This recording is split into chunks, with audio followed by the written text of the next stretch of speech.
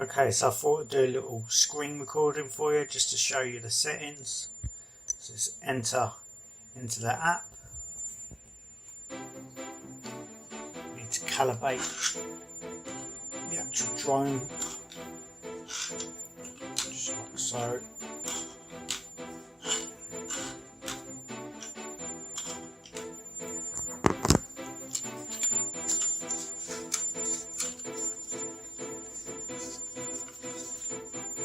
Okay, drone is ready. Now obviously I'm not outside, so the drone's not going to pick up any satellites, but I just wanted to do a little walk over the actual app itself. So I'm going to skip operation. Obviously, as you can see there, my video footage. This is just the screen recording, so the FPV display is not as good as when you're actually saving it to the SD card, but we'll do some flight footage anyway. So I'll quickly show you the settings. Obviously you've got parameters, and I can change my maximum height, my maximum waypoint altitude, max flight route distance, and so on. Obviously I've got my controller, so I can change the modes, whether my drone is GPS or not. Different modes of flight here: junior, senior, and advanced. And then obviously when I want to connect my transmitter, I'll just do that. So we've got maps, so we can change how my map looks. Obviously I'm in the UK, so I don't want to have China map, but obviously I can change the position and precision of my waypoints and how to draw them. Shows how my map looks: nighttime, standard, satellite. I haven't got a relay, so I don't really need to worry about that. Others obviously just tells me my app version, my drone, the software that I'm using, GPS accuracy, how long it will test my GPS for, what I'm bound to, image transmission, so on and so on. So let's go back to the actual app itself. Obviously here's my screen, but I can also view the actual Google Maps. So GPS has got my location of the drone and my transmitter, and as you can see here, I'm in this location here, and I've still got my screen up in the top left hand corner, as you can see there.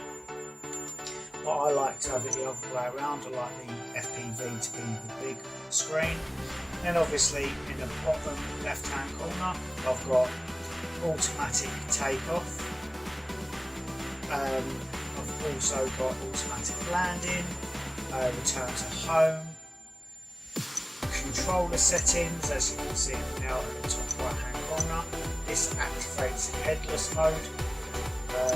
So I've got waypoint mode, follow me mode, and orbit mode. Obviously follow me, drone will follow my image and will follow me around and fly automatically. Orbit mode, the drone will actually circle me. And waypoint mode, as you can see here, basically I can just draw wherever I want the drone to fly. I can draw exactly where I want the drone to fly itself, which is pretty cool. So this actually quickly, as you can see there, if I was to do that, the drone would actually fly around in that area all by itself. I can set different parameters, how fast the drone flies to these locations, how high, how long it waits at each location. It's really quite clever. It really is a very clever little quadcopter.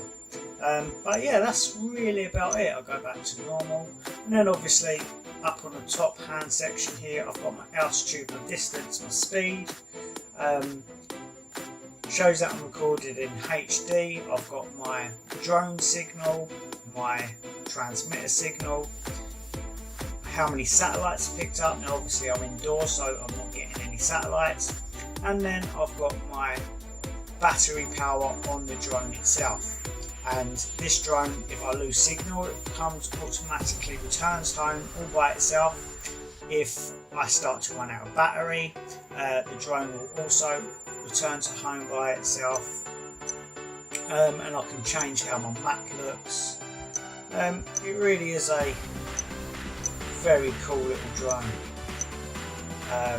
Very impressed, very impressed. I just can't wait to actually take it out. Now I can use a transmitter to fly it, but I can also use the phone itself to fly it. And what I like about it, no matter where I place my fingers, the joysticks will actually appear. So yeah, very cool.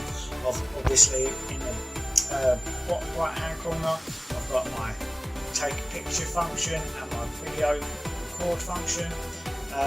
So yeah, really cool. So just wanted to quickly show the actual app itself. So that's it for this one. Take care, happy flying, bye bye.